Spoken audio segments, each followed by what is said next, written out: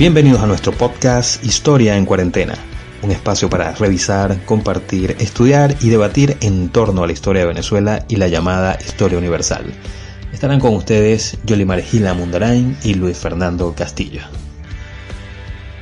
En la historiografía venezolana destaca la participación de un grupo de jóvenes estudiantes que de cierta manera terminaron enfrentándose a la dictadura de Juan Vicente Gómez. Estamos hablando de la generación del 28. Bien, hablar de la generación del 28 implica referirse a cosas puntuales como por ejemplo lucha contra la dictadura. Lucha estudiantil o reacción estudiantil, protesta estudiantil, implica también referirse a un acontecimiento que está no vinculado a las fuerzas caudillistas y no vinculado a acciones de protesta violenta contra una dictadura. Sí, es completamente diferente y tenemos también que evaluar que estos chicos que actúan en la generación del 28, la última intención que tenían era enfrentarse al régimen de Gómez, ¿no? Por lo contrario, ellos estaban enfrentando una situación bastante compleja porque la universidad acababa de ser abierta en el año de 1925 y bueno, las condiciones que estaban allí educativas no eran las apropiadas para ellos. Entonces ellos están buscando mejoras en la institución porque quieren educación de calidad. Así es. Bien, hay una característica interesante que es importante recalcarla, y es que esta generación, la mayoría de ellos tienen más o menos la misma edad, estamos hablando de unos 20 años, que básicamente ya para el 28 es exactamente la misma cantidad de tiempo que tiene Juan Vicente Gómez en el poder. Es decir, esos jóvenes nacieron cuando llegan a este mundo, ya Gómez está en el poder.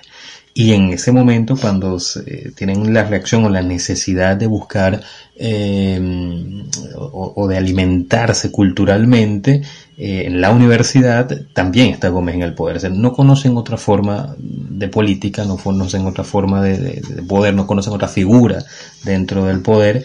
Y por supuesto eso es llamativo porque por supuesto en el caso venezolano no es la primera vez que sucede. Sí, es verdad.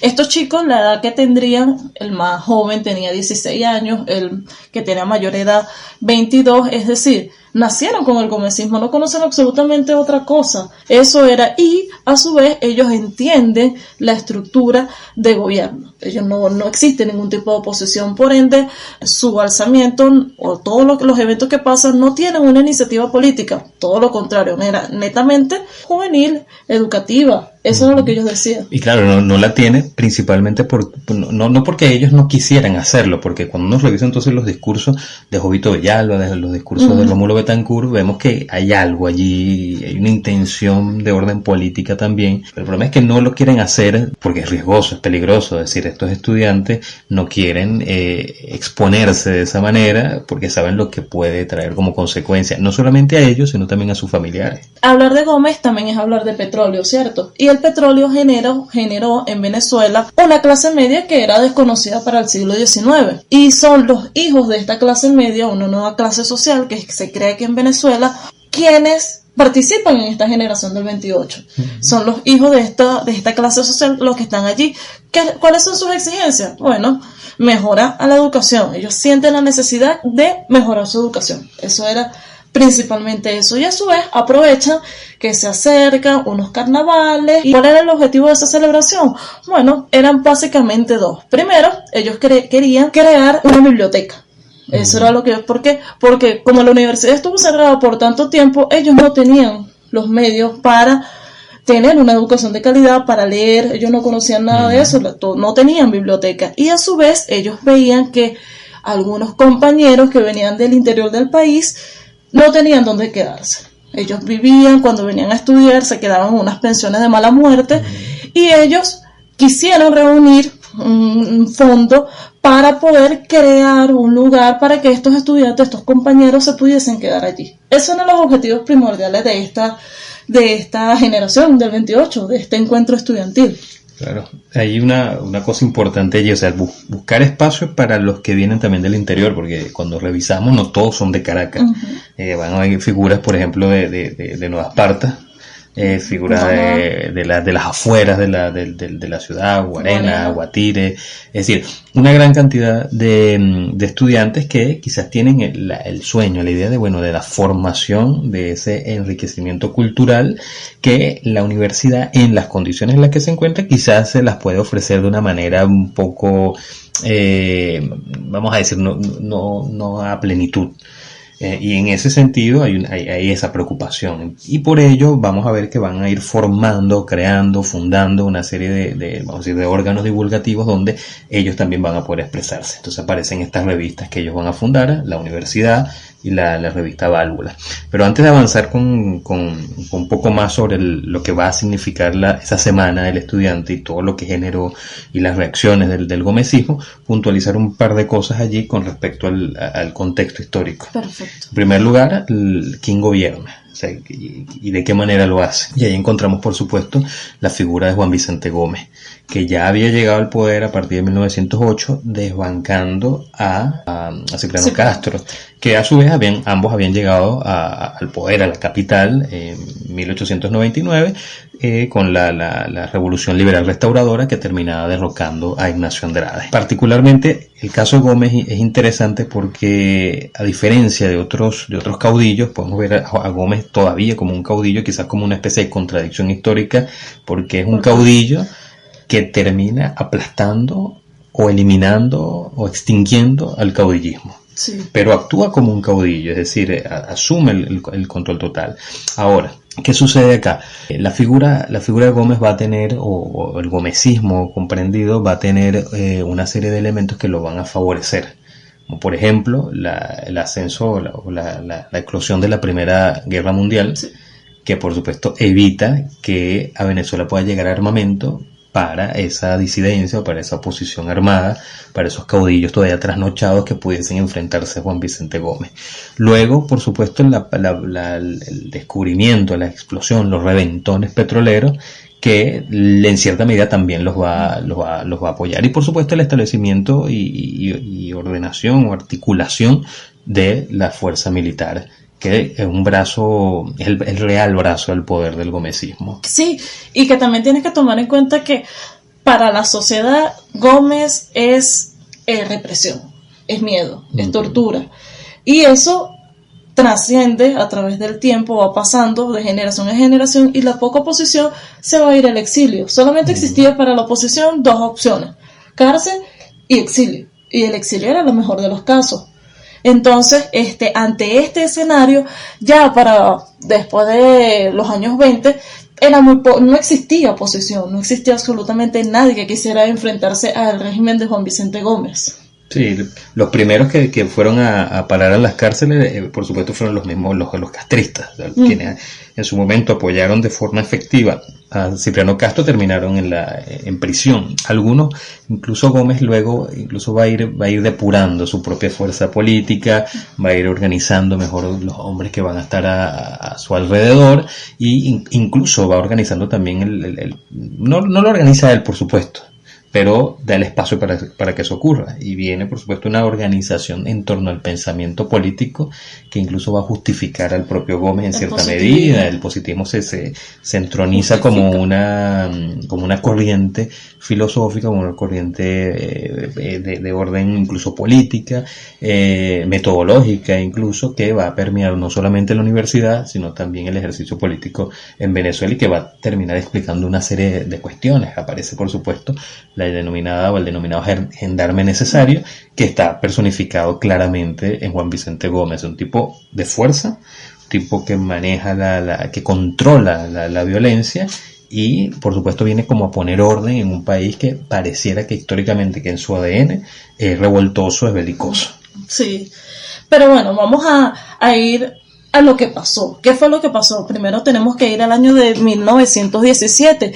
Este grupo de jóvenes estudiantes que están en la universidad empiezan a entender cómo era el sistema, deciden crear o refundar la Federación de Estudiantes. Ellos piden permiso, y para el año de 1927 el rector, en el 27 sí, le dan a ellos le otorgan el permiso para que vuelvan a refundar esta federación de estudiantes. Pareciera desde la visión del gomecismo, sabiéndolo acá como Gómez, eso pareciera no generar gran problema, no parece no preocupar, no sé, que un grupo de jóvenes que recién llegados acá, recién abierta también la universidad, quieren tener una especie de organización no de frente político, sino más bien de encuentro cultural y académico. Sí, es que lo ve, a Gómez no le causa ningún tipo de preocupación.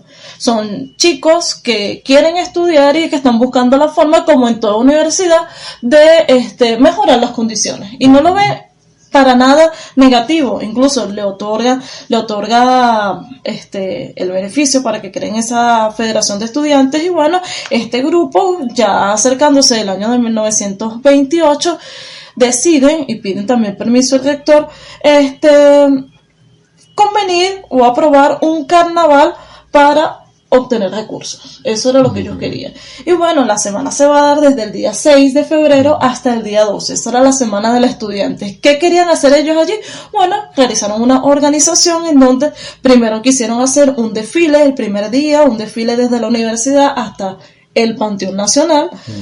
Seguidamente van a hacer varias conferencias. La noche del mismo 6, ellos en el teatro van a recitar unos poemas en donde se encuentra José Pío Tamayo, que da un discurso en donde menciona la palabra libertad.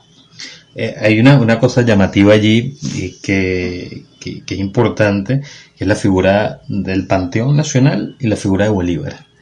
Esto es interesante porque lo vamos a ver después incluso con otras figuras políticas, como el caso de Eleazar López Contreras, incluso ya cuando muere Gómez, ya para el 35, ya cuando se va, cuando toma o hereda, por decirlo de alguna manera, el poder político, se presenta en el Panteón Nacional como solicitándole guía celestial al libertador Simón Bolívar. O sea, la figura del Panteón Nacional tiene una representa o tiene un simbolismo bastante peculiar dentro del quehacer político. O sea, Bolívar es como un faro, como una luz allí que guía al político de ese momento. A estos estudiantes pareciera también tenerle o señalar a la figura de Bolívar, señala una especie de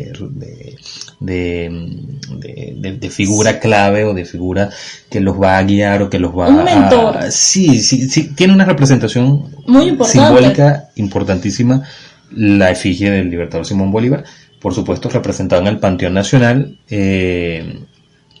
porque es el lugar donde reposan los restos de Bolívar. Y lo otro que mencionaba es la figura de Pío Tamayo, que va a ser clave también. Y de pronto, bueno, ¿quién es este señor? ¿Quién es Pío Tamayo? Que es un activista de izquierda, que había estado mucho por Centroamérica y que había en cierta medida adquirido una gran cantidad de experiencia de orden política, y cuando llega a Venezuela y se encuentra con esta organización que están haciendo estos estudiantes, intenta meterle cierta candela al asunto, como aquí se puede hacer algo, sí, con este evento podemos hacer algo. Pero llega una semana antes y no le da chance. Lo único que él logra, o digámoslo, desde una forma sí, objetivamente, lo único que él logra es tener un espacio el mismo día 6, cuando están coronando a la reina, bueno, tener un espacio allí para él decir un poema. Exacto, a Beatriz I, que por cierto, sin intención de salirnos en esta línea cronológica, Beatriz I es la reina. O sea, ellos logran elegir una reina que, por cierto, Beatriz, que es de apellido Peña, se metió, o cuando van a venir los arrestos más adelante, terminan apresando también a su padre. O sea, no se la llevan a ella, pero se llevan preso al papá. Claro, porque claro, está participando también de todo este asunto. Y que las mujeres también cobran un papel bastante importante en el segundo arresto que tienen estos chicos, porque no fueron arrestados